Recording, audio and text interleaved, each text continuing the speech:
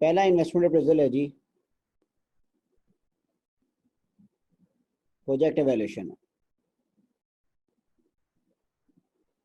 दूसरा है जी रिस्क एंड अनसर्टेनिटी है। तीसरा है जी स्पेसिफिक डिसीजन है।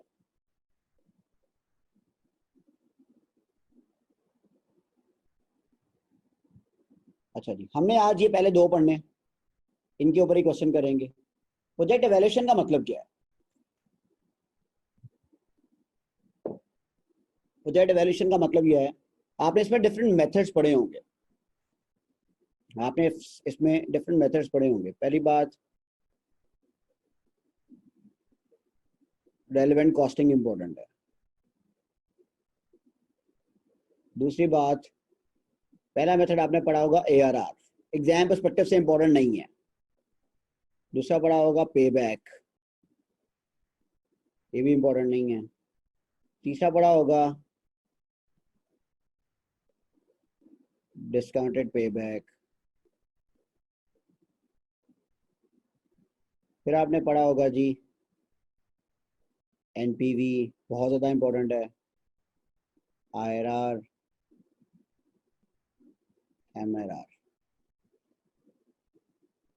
ठीक है जी, ये सारे मेथड आपने पढ़े होंगे।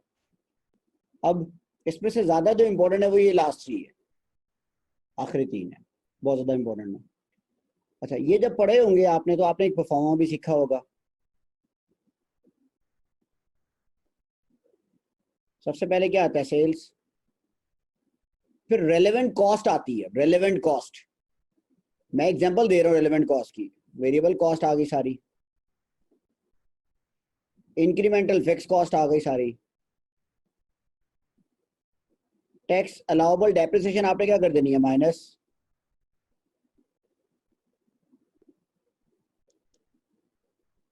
सेल्स में से वेरिएबल कॉस्ट माइनस कर दी, फिक्स कॉस्ट माइनस कर दी, टैक्स अलाउबल डेप्रिसिएशन माइनस कर दी, आपके पास प्रॉफिट आ जाएंगे।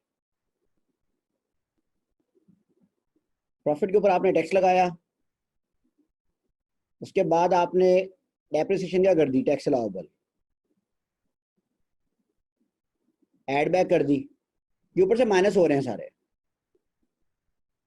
माइनस है, माइनस है, माइनस है, ये माइनस है, ये एड बैक है। अच्छा जी, इसके बाद क्या है? इसके अलावा वर्किंग कैपिटल चेंज आता था।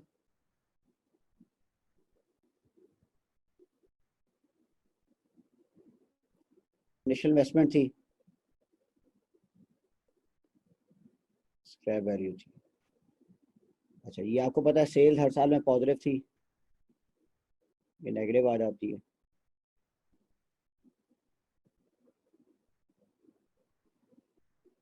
ये प्रॉफिट आ गया, ये टैक्स आ गया, tax allowable depreciation add back कर दी। Working capital change normally negative होता है, आखिरी साल में पॉजिटिव होता है। इन्वेस्टमेंट शुरू में नेगेटिव, एंड पे पॉजिटिव। नेट कैश फ्लो आ गया। क्या करते थे? डिस्काउंट फैक्टर, डिस्काउंट किया, आपके पास क्या आ गई? प्रेजेंट वैल्यू, आपके पास आ गई NPV। इसके बाद आप निकालते थे IRR, और इसके बाद आप निकालते थे MIRR।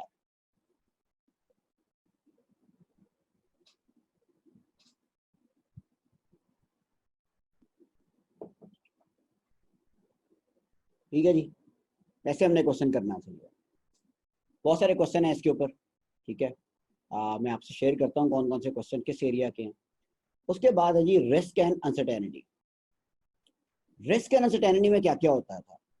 रिस्क एंड अनसर्टेनिटी के अंदर ढेर सारे पार्ट्स हैं जो वो पास पेपर में टेस्ट करता भी रहा है, ठीक है, और आगे भी कर सकता है, अब मिला के भी कर सकता है। सबसे पहले जी देखिएगा, रिस्क एंड अनसर्टेनिटी के अंदर सेंसिटिविटी एनालिसिस है।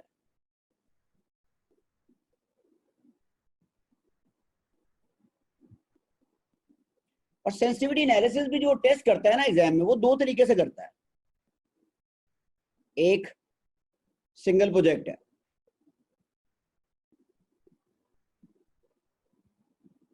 दूसरा क्या है?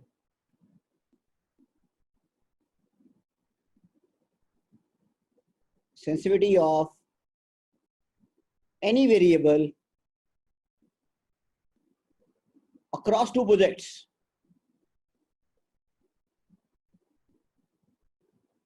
ये अक्सर पूछा हुआ है उसने, बहुत बहुत 3-4 दफा क्वेश्चन में पूछा हुआ है कि लेट्स से मेंटेनेंस कॉस्ट की सेंसिटिविटी बताओ दोनों प्रोजेक्ट्स के बीच में। इनिशियल इन्वेस्टमेंट की सेंसिटिव ओवरऑलिंग की 2019 में पूछा था, ओवरऑलिंग की सेंसिटिविटी बताएं दोनों प्रोजेक्ट्स के बीच में। डॉलर रेट की सेंसिटिविटी बताएं दोनों प्रोजेक्ट्स के बीच में, ये पूछा हुआ था। फिर दूसरा इसके अंदर जो चीज टेस्ट करता है वो करता है एक्सपेक्टेड वैल्यू एनालिसिस।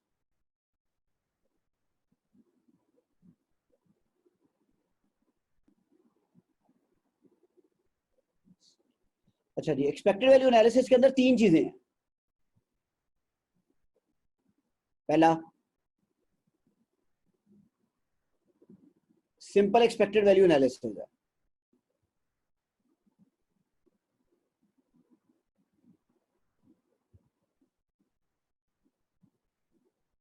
एक वेरिएबल दिया होगा,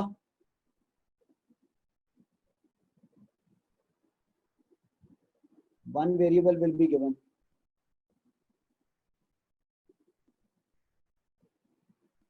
और टू वेरिएबल। बट अगर 2 वेरिएबल दिए होंगे दोनों इंडिपेंडेंट होंगे।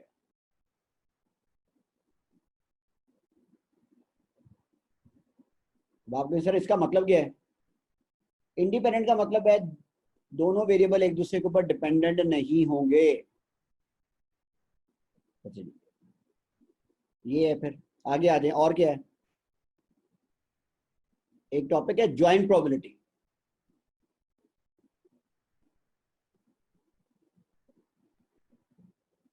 If two variables are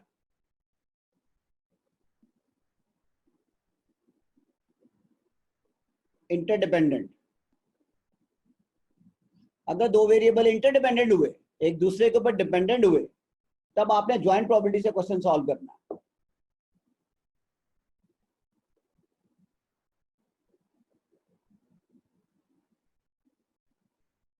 third आ जाए जी,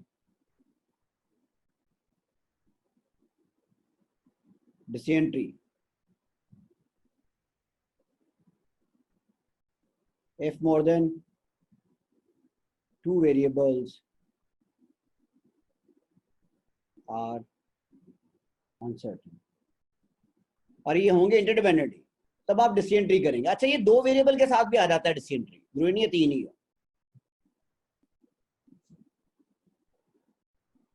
तो ये चीज देख लीजिएगा, ये एग्जाम में टेस्ट होती है।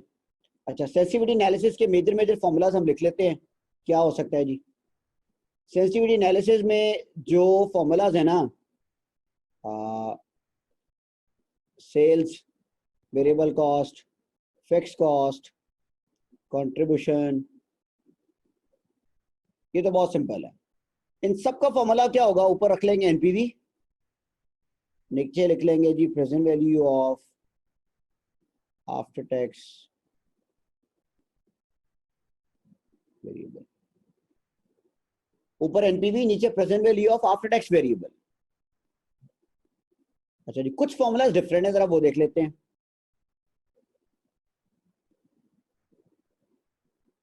और कौन सा फॉर्मूला है जी? स्क्रैप वैल्यू का फॉर्मूला, ये जरा डिफरेंट है।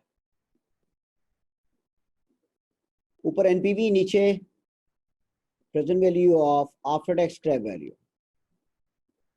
स्क्रैप वैल्यू का आपने आफ्टर टैक्स करना है। क्यों? क्योंकि आपको पता होना चाहिए, अगर स्क्रैप वैल्यू कम हो जाती है तो एक एडवांटेज भी है, आपको टैक्स बेनिफिट मिल जाता है लास्ट ईयर में। ये स्क्रैप वैल्यू का फॉर्मूला आ गया। फिर इनिशियल इन्वेस्टमेंट का फॉर्मूला क्या होगा? ये फॉर्मूला जरा लेंथी है। ऊपर एनपीवी, नीचे इनिशियल इन्वेस्टमेंट। ठीक है, इनिशियल इन्वेस्टमेंट बढ़ती है, आपको नुकसान है, लेकिन एक फायदा भी होता है। Present value of tax savings on depreciation. Depreciation के ऊपर आपको टैक्स सेविंग मिलती है, उसकी प्रेजेंट वैल्यू लेकर इनिशियल इन्वेस्टमेंट से माइनस करनी है आपने। क्यों? क्योंकि अगर इनिशियल इन्वेस्टमेंट बढ़ती है तो ठीक है, नुकसान है, लेकिन एक फायदा भी है। इनिशियल इन्वेस्टमेंट जितनी बढ़ेगी आपको टैक्स डेप्रिसिएशन उतनी मिलेगी, तुम उसके ऊपर सेविंग लोगे और आपको क्या मिल जाएगा, आपकी कॉस्ट कम हो जाएगी। फिर जितनी इनिशियल इन्वेस्टमेंट ज्यादा होगी एंड पे स्क्रैप वैल्यू भी ज्यादा होगी।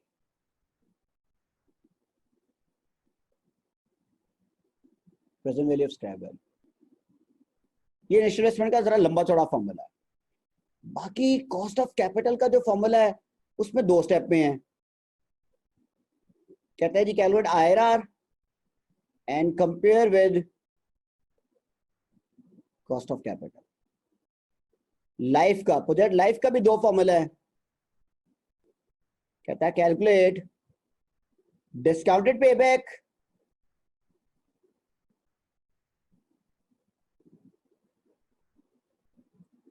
And compare project life. और इसके अलावा देख लीजिएगा, इसके अलावा लेट्स से टैक्स का भी आ सकता है। टैक्स की सेंसिटिविटी, ऊपर एनपीवी, नीचे present value of all tax payments. Receipts हुई तो वो भी आ जाएगी।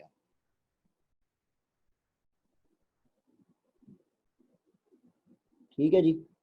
अच्छा, sensitivity of any variable across 2 project. अगर 2 प्रोजेक्ट की सेंसिटिविटी फाइंड करनी हो तब क्या है, तब किस तरह से आ सकता है question.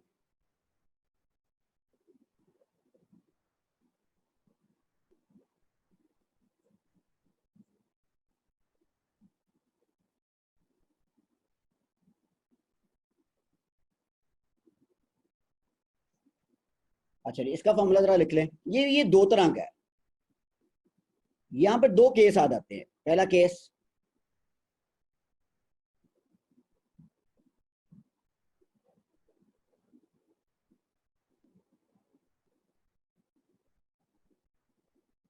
if variable is only in one project। अगर वो वेरिएबल सिर्फ एक प्रोजेक्ट में अवेलेबल है तब फॉर्मूला क्या है,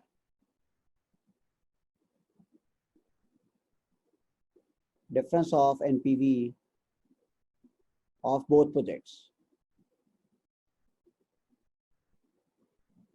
दोनों प्रोजेक्ट्स की एनपीवी का डिफरेंस लेना है। गाइस ये क्या है, किसी एक वेरिएबल की सेंसिटिविटी फाइंड करनी है अक्रॉस 2 प्रोजेक्ट्स। उस केस में फॉर्मूला क्या है, दोनों प्रोजेक्ट्स की एनपीवी का डिफरेंस लेना है divided by present value of variable of tax. अच्छा, अब जरा देखिएगा।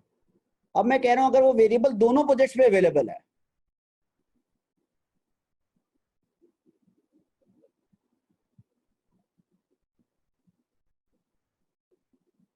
अगर वो वेरिएबल दोनों प्रोजेक्ट्स में अवेलेबल है तब फॉर्मूला क्या है,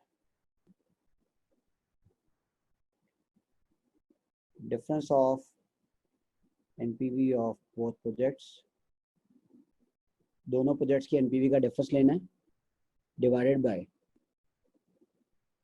difference of present value of tax variable of both projects. अगर वो लेट से कहता है ना एग्जाम में मेंटेनेंस कॉस्ट की सेंसिटिविटी फाइंड करो अक्रॉस 2 प्रोजेक्ट्स, तो तुमने दोनों प्रोजेक्ट्स की एनपीवी का डिफरेंस लेके न्यूमरेटर में लिख लेना है और डिनोमिनेटर में क्या लिखना है, दोनों प्रोजेक्ट्स की मेंटेनेंस कॉस्ट को आफ्टर टैक्स करके उसकी प्रेजेंट वैल्यू लेके फिर उनका डिफरेंस लिखना है। ये छोटा क्वेश्चन नहीं है, लंबा चौड़ा क्वेश्चन होता है।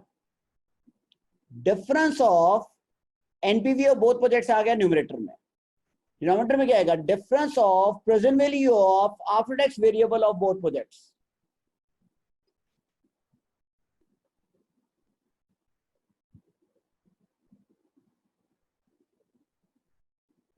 ये हाँ, स्पेसिफिक डिसीजन हम अभी नहीं देख रहे। स्पेसिफिक डिसीजन मैं बता देता हूँ क्या है, लेकिन ये डिटेल में जरा नेक्स्ट सेशन में देखेंगे। बता देता हूँ, इसमें 3 चीजें आती है। क्या क्या है जी,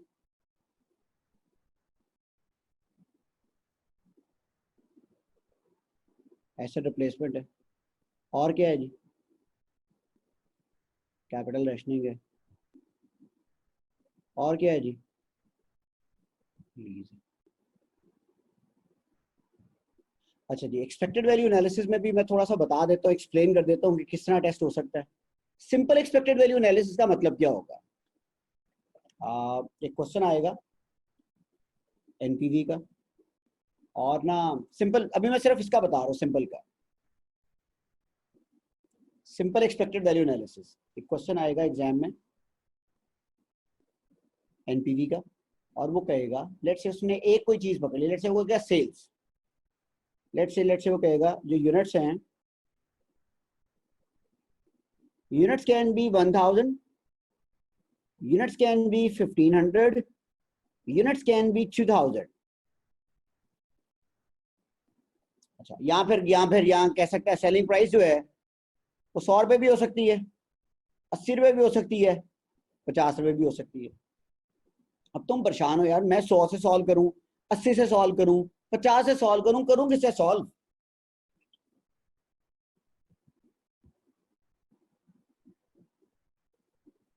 अब आपने करना क्या है, देखिए दो अप्रोचेज है वहां क्वेश्चन सॉल्व करने की, एक है रिकमेंडेड और एक है नॉट रिकमेंडेड। नॉट रिकमेंडेड क्या है, तुम एक एनपीवी निकालो 100 से, एक एनपीवी निकालो 80 से, एक एनपीवी निकालो 50 से, 3 एनपीवी आएंगी, तीनों एनपीवी की प्रोबेबिलिटी को मल्टीप्लाई करके एक एवरेज एनपीवी निकाल लेना। लेकिन आपको पता है क्वेश्चन तो उस पर एक ही सॉल्व होना है पूरे पेपर में, वो एक भी पता नहीं होगा या नहीं होगा। तो क्या तरीका है सर, होगा क्या, अगर उसने यूनिट्स एक से ज्यादा दे दिए, या फिर प्राइस की आउटकम्स एक से ज्यादा दे दिया, आपने इनको इनकी प्रोबेबिलिटी से मल्टीप्लाई करना है। लेट्स से इसकी प्रोबेबिलिटी है 50%, 30%, 20%, तो तुम इनकी एवरेज वैल्यू निकालोगे 50, 24, 10, ऐसे ही आता है। 84 से क्वेश्चन सॉल्व करोगे, ये एक एक्सपेक्टेड वैल्यू है। इस तरह यूनिट्स की भी एक्सपेक्टेड वैल्यू निकालोगे, उससे क्वेश्चन सॉल्व करोगे। सिंपल एक्सपेक्टेड वैल्यू में ये आता है। ज्वाइंट प्रोबेबिलिटी में क्या होगा, ज्वाइंट प्रोबेबिलिटी में एक से ज्यादा कह लें कि कुछ ऐसी वेरिएबल्स दिए होंगे जो एक दूसरे के ऊपर डिपेंडेंट होंगे। जब एक दूसरे के ऊपर डिपेंडेंट वेरिएबल आ जाए तो गाइस याद रखिएगा, दोनों की प्रोबेबिलिटी आपस में मल्टीप्लाई करते हैं आप लोग, मल्टीप्लाई। तो मल्टीप्लाई करके दोनों की प्रोबेबिलिटी को आपने क्या करना है, जॉइंट प्रोबेबिलिटी को सॉल्व करना। क्वेश्चन आए हैं इसके ऊपर 2-3। इसी तरह डिसीजन ट्री है, डिसीजन ट्री में फिर आपको याद होगा वो आप बनाते थे, ठीक है, आप एक बॉक्स बनाते हैं और एक सर्कल बनाते हैं, यहाँ पर डिसीजन लेना है, ठीक है, और इसके ऊपर आप क्या करते थे, एक्सपेक्टेड वैल्यू फाइंड करते थे, प्रोबेबिलिटी लगाते हैं, यहाँ पर आप एक्सपेक्टेड वैल्यू फाइंड करते हैं। तो डिसीजन ट्री पढ़ते जाएं, from left to right draw कर लें डिसीजन ट्री, और फ्रॉम राइट टू लेफ्ट क्या कर लें, उसको सॉल्व कर लें।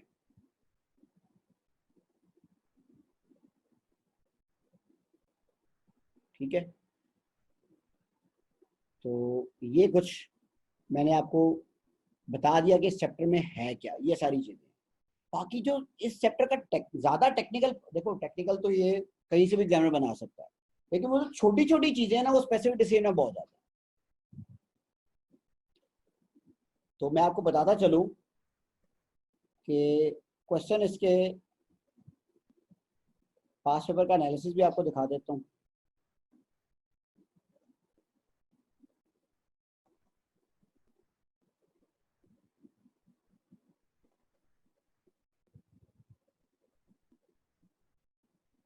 ये देखिएगा, ये सारा पास पेपर का एनालिसिस है विंटर 2019 तक, जाहिर है उससे आगे तो अटेम्प्ट ही नहीं हुई, तो हमने तो ये नीचे वाले देखने नहीं है, लीजिंग और एसेट रिप्लेसमेंट, ये देखिएगा ये क्वेश्चन।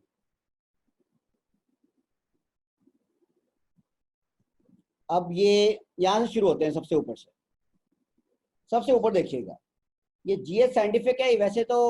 ये क्वेश्चन जो है ये डिसीजन ट्री के बारे में।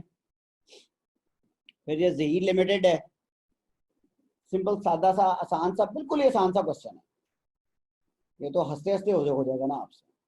कि क्वाड लिमिटेड है, ये भी आसान सा है। इसमें बस वो समझ लें, वो इन्फ्लेशन नहीं दी हुई, उस सीपीआई का चेंज दिया हुआ है कि पिछली दफा इंडेक्स 100 था, सीपीआई इंडेक्स इस दफा 110 है। तो हर बंदे को पता है कि सीपीआई का चेंज जो होता है 100 से अगर 110 जाए तो 10% की इन्फ्लेशन है। फिर जेकेएल फून दिया हुआ है, ये ज्वाइंट प्रोबेबिलिटी के ऊपर है। जेकेएल फून, जेकेएल फून ये ज्वाइंट प्रोबेबिलिटी के ऊपर, देखो आगे लिखा हुआ डिस्क्रिप्शन में ज्वाइंट प्रोबेबिलिटी। ये जेपी रिक्रिएशन क्लब है, ये अच्छा क्वेश्चन है लेकिन पास पेपर में इसका आंसर थोड़ा सा गलत है। डिस्काउंट फैक्टर स्पेशली जो है वो देखना है आपने, ठीक है।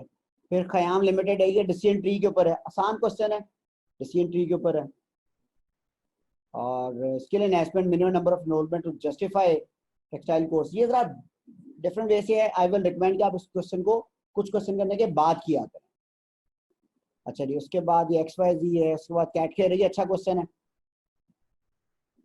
कैटकेयर है, प्रीमियर एयरलाइन है, इनोवेटिव बिल्डर्स है, ZC है, ये भी एक अच्छा क्वेश्चन है, ठीक है।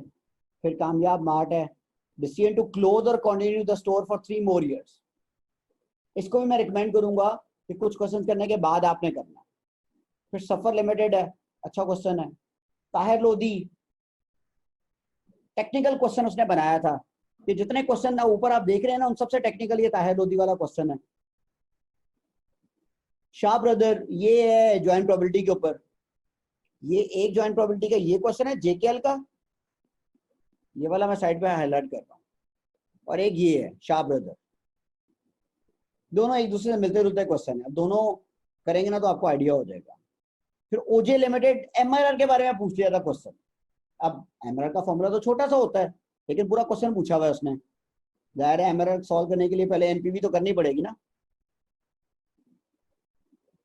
फिर ये जीएल का क्वेश्चन है जी। और लेकिन इसमें जो मुश्किल क्वेश्चन है वो कौन कौन से हैं वो बता देता हूँ, जो मतलब जो कॉम्प्रिहेंसिव है, जिनको करके आपको लगेगा यार मैंने कोई क्वेश्चन किए हैं। वो एक तो ये है, कैटकेयर है, ZC है, सफर लिमिटेड है, ताहिर लोधी है, ओजे है। ये बड़े क्वेश्चन है, अच्छे क्वेश्चन लिखे हैं उसने, ठीक है। अच्छा जी, और ये भी है जेएपी क्रिएशन क्लब भी है, अच्छा क्वेश्चन है। तो हम इन्हीं में से क्वेश्चन करते हैं। अच्छा जी, एक चीज और अभी एमआरआर का पूछा, एमआरआर का बता देता हूँ यहाँ पर, जरा ब्रीफली आ जाए। पता आईआरआर का सबसे बड़ा मसला क्या है? आईआरआर का मसला ये है कि आईआरआर वाले रेट के ऊपर आईआरआर का ना रेट बड़ा हाई आ जाता है। लेट्स से आईआरआर आया 100%, आईआरआर आया 50%। अब किसी ने तुम्हें कहा कि यार एक प्रोजेक्ट है that is a very good project and the IRR of the project is 50%। तुम बड़ा खुश हुए, तुमने कहा सर आईआरआर 50% आ गया, हमारे टीचर्स ने सिखाया था आईआरआर तो रिटर्न होता है। सर किसी प्रोजेक्ट का रिटर्न अगर 50% है तो 2 सालों में पैसा डबल। बात तो ठीक कर रहा है वो, 2 सालों में पैसा डबल हो जाएगा। 50% आईआरआर का मतलब ये है, मतलब 2 दफा प्रोजेक्ट किया तो पैसा डबल हो जाएगा, 2 साल नहीं, 2 दफा प्रोजेक्ट किया तो। अच्छा, तो लेकिन इसके ऊपर डिस्कशन अगर करें, इस आईआरआर 50% का मतलब पता क्या होता है? कि तुम जो कमाओगे तुमने 50% पे री इन्वेस्ट करना है। अब आप सब मार्केट में काम कर रहे हैं, मुझे बताओ, एक आपका दोस्त आपसे उधार लेता है और आपको कहता है मैं तुम्हें 50% रिटर्न दूंगा, फौरन ही तुम्हारी ना वो माइंड में, जिस तरह हम बचपन में कार्टून देखते हैं ना, वो एक कार्टून के ऊपर वो क्लाउड सा बन जाता है, उसमें ख्यालात आना शुरू हो जाते हैं। फौरन आपके माइंड में ख्याल आना चाहिए 50% देगा कैसे, लालच में नहीं आना। 50% आईआरआर ये देगा कैसे, कमाएगा कैसे 50%? आईआरआर अगर 50% है तो इसका मतलब आपको हर दफा हर कैश फ्लो को 50% पे री इन्वेस्ट करना पड़ेगा। अगर किसी प्रोजेक्ट का आईआरआर 50% है ना, तो उसका मतलब क्या है? लेट्स से एक प्रोजेक्ट है 4 साल का, इधर 20,000 कमा रहा है, इधर 40 कमा रहा है, इधर 50,000 कमा रहा है, इधर 70,000 कमा रहा है, और तुमने इसका कहा सर मैंने इसका आईआरआर निकाला है 50% है। आपको पता है what is the rational behind this 50%? कि तुम ये वाला 20,000 50% पे री इन्वेस्ट करोगे अगले 3 साल, ये वाला 40,000 50% पे री इन्वेस्ट करोगे अगले 2 साल, ये वाला 50% 1 साल के लिए री इन्वेस्ट करोगे 50% के ऊपर। तो तुम सब मार्केट में काम करते हो, पाकिस्तान में 50% री इन्वेस्टमेंट रेट मिलेगा नहीं। बैंक में पैसा रखवाने जाओगे 5 से 4.5 से 5% रिटर्न देंगे, बस इतने रिटर्न गिर गए। 5 सालों के लिए लॉन्ग टर्म बॉन्ड में इन्वेस्ट कर दोगे 7-8% रिटर्न मिल जाएगा। स्टॉक मार्केट एक्सट्रीमली रिस्की है, लग भी सकते हैं पैसे, डूब भी सकते हैं। 50% रिटर्न तो कोई भी नहीं देगा तुम्हें। तो इसलिए एमआरआर में हम अजम्पशन लेते हैं कि जो री इन्वेस्टमेंट रेट है वो क्या होता है, जनरली कम होता है। और री इन्वेस्टमेंट रेट नॉर्मली हम क्या अज्यूम करते हैं, कॉस्ट ऑफ कैपिटल होता है, कॉस्ट ऑफ कैपिटल। तो इसके 2 फॉर्मूलाज हैं। एक, जितने इनफ्लोज हैं उन सब की टर्मिनल वैल्यू फाइंड कर लो, terminal value of all inflows, all cash flows. अच्छा, कौन से वाले कैश फ्लोज? ये जीरो के अलावा कैश फ्लोज जो है। अच्छा, टर्मिनल वैल्यू क्या होती है? हर कैश फ्लो को कॉस्ट ऑफ कैपिटल के ऊपर ग्रो करके एंड पे ले जाओ, हर कैश फ्लो को कॉस्ट ऑफ कैपिटल पे ग्रो करके एंड पे ले जाओ, हर कैश फ्लो को कॉस्ट ऑफ कैपिटल पे ग्रो करके एंड पे ले जाओ। तो total of ending cash flows क्या होती है? Terminal value divided by present value of investment. अब आप कहेंगे सर ये तो होती ही प्रेजेंट वैल्यू में है, तो ठीक है भाई, इग्नोर कर देना प्रेजेंट वैल्यू के वर्ड को, रेज टू पावर 1/n-1। ये हमारा ये एक फॉर्मूला है। इससे ज्यादा बेहतर एक और फॉर्मूला होता है, वो जी present value of all cash flows other than initial investment है। Present value of investment raise to power 1/n into 1 + r-1।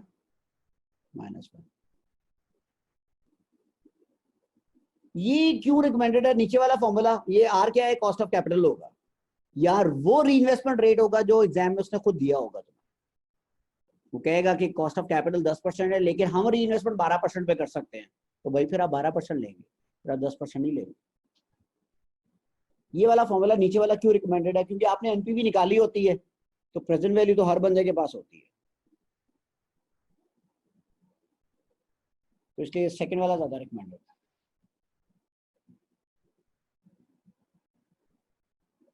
ठीक है जी।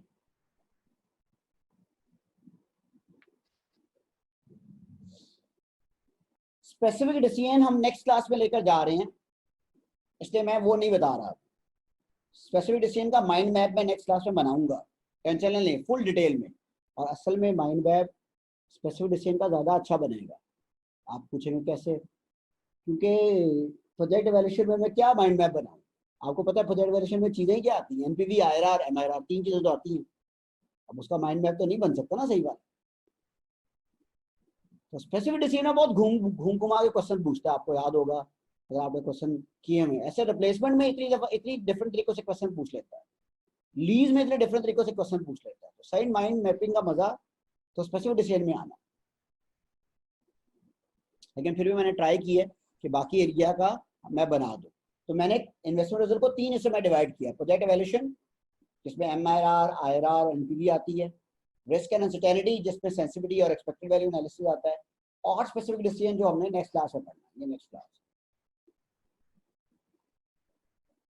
इसके ऊपर क्वेश्चन तो छोटे आते हैं लेकिन बहुत तंग करने वाले क्वेश्चन आते हैं।